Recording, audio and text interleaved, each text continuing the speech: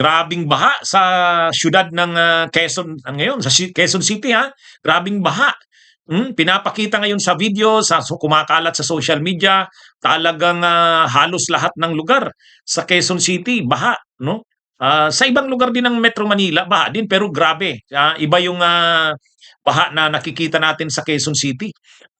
Isipin natin, hindi pa yan tuloy-tuloy na ulan na magdamagan. Ilang oras lang na ulan yan. Pero grabe, baha na. Anong pinapakita nito?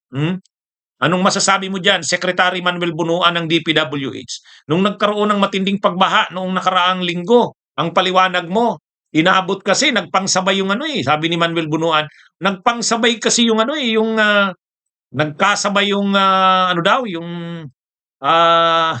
high tide. Umulan daw ng malakas, tapos nagka-high tide. O ayan, yun daw ang nangyari. At saka, grabe daw ang basura.